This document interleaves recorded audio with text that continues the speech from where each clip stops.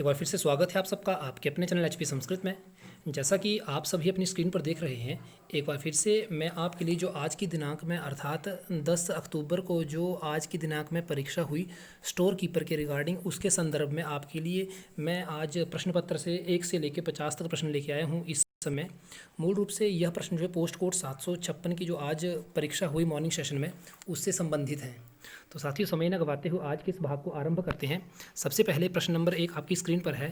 प्रश्न पूछा गया है, निम्नलिखित में से किस भारतीय राज्य में जामनगर ऑयल रिफाइनरी है। तो साथियों, जामनगर की जो ऑयल रिफाइनरी है यह गुजरात में है और यह वर्ल्ड की सबसे लार्जेस्ट ऑयल रिफाइनरी है। तो याद रखें, भारत की सबसे बड़ी जो जामनगर की ऑयल रिफाइनरी है ये कहाँ पर है? गुजरात में है। और वर्ल्ड की सबसे बड़ी कौन सी है? तो यही है, गुजरात की।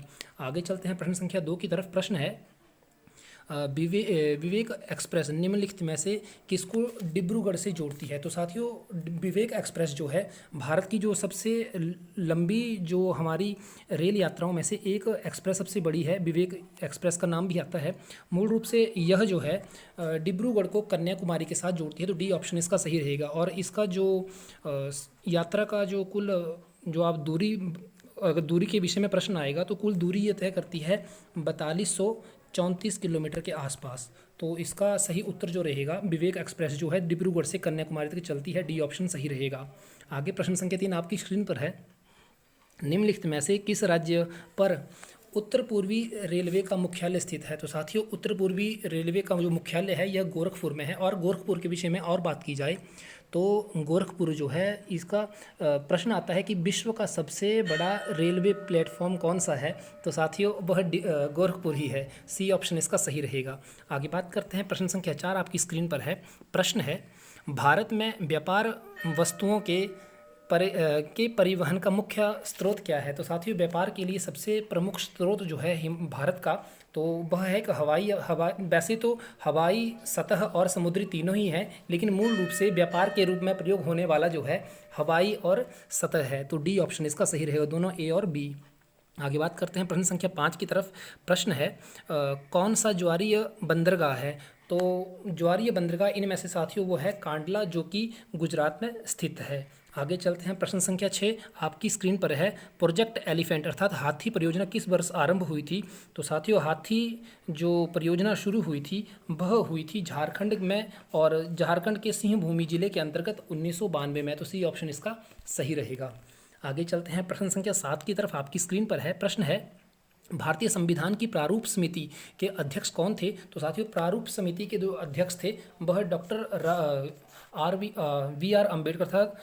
बी आर अम्बेडकर थे। और इसके अंतर्गत मैं आपको और बता देता हूँ, जो हमारा संविधान है इसकी पहली बैठक जो हुई थी 9 दिसंबर को हुई थी और दूसरी 11 दिसंबर को हुई थी। तो यह दूसरी बैठक हुई थी उसके अंतर्गत इन्हें नियुक्त किया गया था प्रारूप समिति के अध्यक्ष के रूप में। आगे बात करते हैं, प्रश्न संख्या 7 यहाँ तक हमने कर लिया है। प्रश्न संख्या 8 के विषय में तो प्रश्न है, भारतीय संविधान का कौन सा भाग संविधान संशोधन में सुशोधित होता है। अर्थात जो हमारा भारतीय संविधान है इसके अंदर कौन सा जो भाग है संविधान संशोधन के रूप में प्रयोग में लाया जाता है। तो साथियों, वो है भाग 20। और आर्टिकल की बात करें तो उसमें आर्टिकल संख्या 368 का भाग 1 आता है। तो इसका सही उत्तर है ऑप्शन सी। आगे बात करते हैं, प्रश्न संख्या 9 की तरफ। प्रश्न है, किस वर्ष बॉम्बे का गुजरात और महाराष्ट्र में द्विभाजन हुआ था। 2 भागों में बंट गया था। सौराष्ट्र जो था अलग हुआ था। तो गुजरात और महाराष्ट्र जो अलग हुए थे 1960 ईस्वी में हुआ था। और इसके विषय में एक प्रश्न और आता है। प्रश्न है कि भारत में सबसे पहले भाषा के आधार पे पहला जो राज्य बना था कौन बना था। तो आंध्र प्रदेश बना था। किस ईयर में बना था? 1953 में बना था। उसके पश्चात जाकर के जो महाराष्ट्र और गुजरात अलग हुए थे वो 1960 में हुए थे। डी ऑप्शन इसका सही रहेगा। आगे बात करते हैं, प्रश्न संख्या 10। प्रश्न है, कौन सा मौलिक अधिकार नहीं है। तो साथियों, जैसे कि आपको पता ही है हमारे फंडामेंटल राइट्स कितने हैं, तो 6 हैं। और कहाँ से लिए गए हैं? तो यूएसए से लिए गए हैं, जो कि जिनकी संख्या शुरू होती है आर्टिकल 14 से लेकर के 32 तक के हम इनको मानते हैं। तो यहाँ पे प्रश्न पूछा गया है कौन सा मौलिक अधिकार नहीं है। तो साथियों, आपके सामने स्क्रीन पर है, राइट टू इक्वेलिटी सबसे पहले पर आता है, दूसरे पर राइट टू फ्रीडम आता है, तीसरे पर आता है शोषण के विरुद्ध अधिकार के रूप में। लेकिन संपत्ति का अधिकार जो है अब ये नहीं है। 44 में जो संशोधन हुआ था उसके अंतर्गत इसे 1978 में हटा दिया गया था, तो यह अब नहीं है, तो ए ऑप्शन इसका सही रहेगा। प्रश्न संख्या 11 आपकी स्क्रीन पर है। प्रश्न है भारत का राष्ट्रपति बनने के लिए आवश्यक न्यूनतम आयु कितनी है? तो साथियों भारत के राष्ट्रपति बनने के लिए न्यूनतम आयु 35 वर्ष है। सी ऑप्शन इसका सही रहेगा। आगे प्रश्न संख्या 12 आपकी स्क्रीन पर है। प्रश्न है उच्चतम न्यायालय के न्यायाधीशों की नियुक्ति कौन करता है? तो साथियों उच्चतम न्यायालय के न्यायाधीशों की नियुक्ति जो है राष्ट्रपति करता है मूल रूप से, और किसकी सलाह पर करता है? तो राज्यपाल की सलाह पर करता है, लेकिन इसका सही उत्तर जो रहेगा राष्ट्रपति, ए ऑप्शन रहेगा। आगे चलते हैं। प्रश्न संख्या जो आपकी स्क्रीन पर है। प्रश्न है भारतीय संविधान की संसदीय प्रणाली के वास्तविक कार्यकारी सत्ता के उपभोग करता है, अर्थात कौन जो है संसदीय प्रणाली के वास्तविक सत्ताधिकारी कौन होते हैं? वास्तविक रूप से जो है इसके विषय में मैं आपको बताना चाहूँगा साथियों। जैसा कि आप सभी को पता है कि लोकसभा को सुचारू रूप से लोकसभा का अध्यक्ष चलाता है, लेकिन यहाँ प्रश्न पूछा गया है कि वास्तविक कार्य का उपभोग करने वाला कौन है? तो वो राष्ट्रपति है। ए ऑप्शन इसका सही रहेगा। आगे चलते हैं। अगला प्रश्न है राज्यसभा के पदेन अध्यक्ष कौन होते हैं? तो साथियों राज्यसभा का जो अध्यक्ष होता है उपराष्ट्रपति होता है, जो कि इस समय श्री वेंकैया नायडू हैं, तो इसका बी ऑप्शन जो है सही रहेगा। आगे चलते हैं अगले प्रश्न संख्या की तरफ। तो प्रश्न है यहाँ प्रश्न पूछा गया है निम्नलिखित में से किसका भारत के प्रधानमंत्री के रूप में सर्वाधिक लंबा कार्यकाल रहा है? तो साथियों आपकी स्क्रीन पर 4 नाम दिए हैं। इनमें जो सही उत्तर है साथियों वो है ऑप्शन ए पंडित जवाहरलाल नेहरू। क्यों? क्योंकि इन्होंने 16 वर्ष और 286 दिन तक अपना कार्यकाल जो था इनका रहा था, तो ए ऑप्शन इसका सही रहेगा।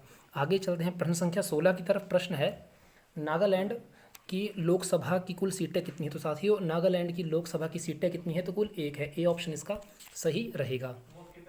आगे चलते हैं प्रश्न 17 है कौन सा संसद का सबसे लंबा बजट सत्र है? तो साथियों सबसे लंबा बजट सत्र जो है, सबसे लंबा सत्र कौन सा है? तो वह बजट सत्र होता है। मैक्सिमम यह 4 महीने का हो सकता है। ये ऑप्शन इसका सही रहेगा। आगे चलते हैं। प्रश्न संख्या 18 आपकी स्क्रीन पर है। प्रश्न है संसद की प्राक्कलन समिति के कुल कितने सदस्य होते हैं? तो साथियों इसके कुल प्राक्कलन समिति के कुल सदस्य 30 होते हैं। सी ऑप्शन इसका सही रहेगा। प्रश्न संख्या 19 आपकी स्क्रीन पर है। प्रश्न है उच्चतम न्यायालय की प्रथम महिला न्यायाधीश कौन थी? तो साथियों उच्चतम न्यायालय की सबसे पहली जो प्रथम महिला न्यायाधीश थी वो थी फातिमा बीबी। आपके लिए प्रश्न है हिमाचल प्रदेश की पहली मुख्य महिला न्यायाधीश कौन थी? आपके लिए यह प्रश्न है, कमेंट के माध्यम से बताएं।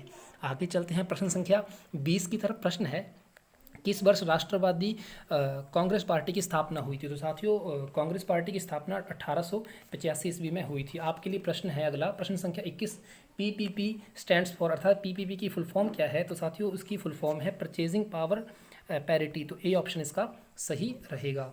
आगे चलते हैं प्रश्न संख्या 22। प्रश्न है जब शुद्ध आय उत्पादन की गणना साधन लागत पर होती है तो उसे क्या कहा जाता है? तो साथियों उसे कहा जाता है राष्ट्रीय आय, अर्थात नेशनल इनकम सही रहेगा। प्रश्न संख्या 23। प्रश्न है निम्नलिखित में से किससे 2015 में योजना आयोग को प्रतिस्थापित करता था? पहले जो योजना आयोग नाम था उसका बाद में नाम क्या हुआ? तो उसका नीति आयोग नाम रखा गया। इसके मूल रूप से अध्यक्ष कौन है, इसको चलाने वाले कौन है? तो इसके अध्यक्ष जो है मूल रूप से भारत के प्रधानमंत्री मोदी हैं। आगे चलते हैं प्रश्न संख्या 26 आपकी स्क्रीन पर रहेगा। प्रश्न है growth with social justice and equality, अर्थात कौन सी पंचवर्षीय योजना के अंतर्गत सामाजिक न्याय और समानता के विकास के विषय में कहा गया है? तो साथियों 9वीं पंचवर्षीय योजना के अंतर्गत यह कहा गया है। आगे चलते हैं प्रश्न संख्या 25 आपकी स्क्रीन पर है। प्रश्न 25 में कहा गया है यदि एक व्यक्ति उत्पादन प्रक्रिया में कुछ भी योगदान नहीं करता है तो उस प्रकार की बेरोजगारी को क्या कहते हैं? तो उसे कहा जाता है प्रछन्न बेरोजगारी। डी ऑप्शन इसका सही रहेगा। अगला प्रश्न है मिड डे मील, अर्थात जो मध्याह्न भोजन है वो किस वर्ष में आरंभ किया गया था? तो साथियों यह पहली कक्षा से लेकर 5वीं कक्षा तक शुरू किया गया था 1995 में उत्तर प्रदेश में। आगे चलते हैं प्रश्न संख्या 27। प्रश्न है श्वेत क्रांति किससे संबंधित है? साथियों श्वेत क्रांति दूध से संबंधित है। बी ऑप्शन इसका सही रहेगा। प्रश्न संख्या 28 है नाबार्ड किससे संबंधित है? तो साथियों नाबार्ड किससे संबंधित है? तो इसका सही उत्तर रहेगा एग्रीकल्चर एंड रूरल डेवलपमेंट, अर्थात कृषि और ग्रामीण विकास। ए ऑप्शन इसका सही रहेगा। प्रश्न है प्रश्न संख्या 29। प्रश्न पूछा गया है आरबीआई का मुख्यालय कहाँ पर है? अर्थात रिजर्व बैंक ऑफ इंडिया, इसका मुख्यालय कहाँ पर है? तो साथियों यह मुंबई में स्थित है। तो डी ऑप्शन इसका सही रहेगा। प्रश्न है कौन सा प्रत्यक्ष कर नहीं, अर्थात which is the direct tax, कौन सा है? तो इसके ऑप्शंस आपकी स्क्रीन पर है। मूल रूप से यह प्रोफेशन अर्थात व्यवसाय और निगमन दोनों है, कॉरपोरेशन दोनों ही है, तो डी ऑप्शन इसका सही रहेगा, बोथ ए एंड बी। आगे बात करते हैं, प्रश्न संख्या 31 आपकी स्क्रीन पर है। भारत एक है, भारत क्या है? तो भारत जो है इसकी एक मिक्स इकोनॉमी है, तो मिश्रित व्यवस्था है, तो ए ऑप्शन इसका सही रहेगा। प्रश्न संख्या 32 आपकी स्क्रीन पर है। प्रश्न संख्या 32 के अंतर्गत पूछा गया है भारत के संविधान के द्वारा राष्ट्रध्वज को अंगीकार किया गया था। राष्ट्रध्वज जो है भारत के अंतर्गत किस वर्ष में इसे ग्रहण किया गया? तो आपकी स्क्रीन पर इसके ऑप्शंस हैं। तो साथियों, भारतीय संविधान के अंदर राष्ट्रीय जो हमारे राष्ट्र का ध्वज है इसे 22 जुलाई 1947 को ग्रहण किया था, अर्थात हमारी आज़ादी से 2 माह पहले, तो बी ऑप्शन इसका सही रहेगा। प्रश्न संख्या 33 आपकी स्क्रीन पर है। प्रश्न है सिविल सर्विस डे, नहीं क्षमा करें, प्रश्न संख्या 33 है भारतीय वन सेवा किस वर्ष में आयोजित की गई थी? तो साथियों, भारतीय वन सेवा जो थी 1966 में इसे ग्रहण किया गया था, इसे स्टार्ट किया गया था। प्रश्न संख्या 34 है सिविल सर्विस डे किस दिवस को मनाया जाता है, अर्थात कौन सी तिथि को मनाया जाता है? तो साथियों, यह 21 अप्रैल को मनाया जाता है, ए ऑप्शन इसका सही रहेगा। प्रश्न संख्या 35 आपकी स्क्रीन पर है। प्रश्न है अंतर्राज्य परिषद के अध्यक्ष कौन हैं? तो साथियों, जो इंटर स्टेट काउंसिल के जो हेड होते हैं हमारे भारत के, तो वह हैं होम मिनिस्टर, अर्थात भारत के केंद्रीय गृह मंत्री, जो इस समय में कौन है कमेंट के माध्यम से बताएं। प्रश्न संख्या 36 आपकी स्क्रीन पर है। राष्ट्रीय नाट्यशाला अर्थात नेशनल स्कूल ऑफ ड्रामा, इसकी स्थापना कब हुई थी? तो साथियों, इसकी स्थापना हुई थी 1959 में, डी ऑप्शन इसका सही रहेगा। प्रश्न है किस विभाग की सेवा गुणवत्ता में सुधार हेतु प्रोजेक्ट एरो की पहल की? प्रोजेक्ट एरो जो शुरू हुआ था साथियों, ये डाक विभाग से संबंधित है, तो ए ऑप्शन इसका सही रहेगा। प्रश्न संख्या 38 आपकी स्क्रीन पर है। मिश्र धातु निगम लिमिटेड ये कहाँ पर स्थित है? तो साथियों, यह जो है हैदराबाद के अंतर्गत आता है, तो इसका बी ऑप्शन सही रहेगा। प्रश्न संख्या 39 आपकी स्क्रीन पर है। इसके अंतर्गत प्रश्न पूछा गया है केंद्रीय विद्युत प्राधिकरण अर्थात सेंट्रल इलेक्ट्रिसिटी अथॉरिटी, यह क्या है? तो साथियों, यह एक वैधानिक निकाय है, तो इसका बी ऑप्शन जो है सही रहेगा। अगला प्रश्न है, प्रश्न संख्या 40 आपकी स्क्रीन पर है। कौन बीमा क्षेत्र को नियंत्रित करता है, अर्थात इंश्योरेंस सेक्टर को कौन चलाता है? तो साथियों, इसको चलाता है IRDAI, अर्थात insurance regular department authority of India, तो इसका सी ऑप्शन जो है सही रहेगा। आगे चलते हैं, प्रश्न संख्या 41 आपकी स्क्रीन पर है। प्रश्न है इसके अंतर्गत पूछा गया है विद्युत मोटर में विद्युत ऊर्जा किस ऊर्जा के द्वारा परिवर्तित होती है? वह होती है यांत्रिक ऊर्जा के, मशीन एनर्जी के अंतर्गत आती है, सी ऑप्शन इसका सही रहेगा। प्रश्न संख्या 42 आपकी स्क्रीन पर है। प्रश्न पूछा गया है गुरुत्व का न्यूनतम मान कहाँ पर होता है? तो साथियों, पोल के ऊपर, ध्रुव के ऊपर जो है गुरुत्वाकर्षण की मात्रा बहुत कम होती है, अर्थात। आगे चलते हैं, प्रश्न संख्या 43 की तरफ। प्रश्न है पृथ्वी अपने अक्ष पर कैसे घूमती है? तो साथियों, पृथ्वी अपने अक्ष पर जो है पश्चिम से पूर्व की तरफ को घूमती है, तो सी ऑप्शन इसका सही रहेगा। प्रश्न संख्या 44 आपकी स्क्रीन पर है।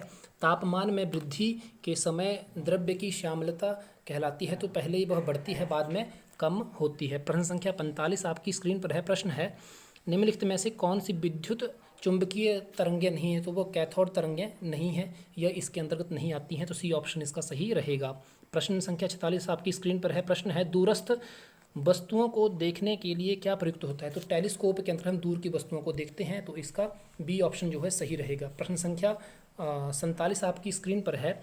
दीर्घ दृष्टि को ठीक करने के लिए कौन सा लेंस जो है प्रयुक्त होता है? साथियों, इस प्रश्न का उत्तर जो है आप कमेंट के माध्यम से देंगे। और ये प्रश्न संख्या 48 आपके सामने है। प्रश्न है 48 आपकी स्क्रीन पर। इसके अंतर्गत पूछा गया है रबड़ क्या है? तो रबड़ यह एक रोधी के अंतर्गत आता है, सी ऑप्शन इसका सही रहेगा। प्रश्न है एटम बम परमाणु बम बनाने के लिए कौन सी प्रक्रिया प्रयुक्त होती है? तो साथियों, मैं आपको बताना चाहूँगा परमाणु बम बनाने के लिए न्यूक्लियर फ्यूज़न और फिशन दोनों का प्रयोग होता है, लेकिन मूल रूप से इसमें न्यूक्लियर फिशन अर्थात नाभिकीय विखंडन का प्रयोग होता है, तो बी ऑप्शन इसका सही रहेगा। प्रश्न संख्या 50 आज के इस भाग का अंतिम प्रश्न है। इसके अंतर्गत प्रश्न पूछा गया है कौन सा अम्ल मानव जठर में उपस्थित है? तो साथियों, हाइड्रोक्लोरिक अर्थात HCl, यह हमारे पेट के अंतर्गत मौजूद रहता है। तो आज आज के भाग में हमने अभी जो आज की दिनांक पोस्ट कोड 756 की स्टोर कीपर की परीक्षा हुई, जिसमें हमने 1 से लेकर 50 प्रश्नों को हल किया। आपके कितने इसमें प्रश्न सही हुए कमेंट के माध्यम से बताएं। मिलते हैं अगले भाग में, तब तक के लिए नमो नमः।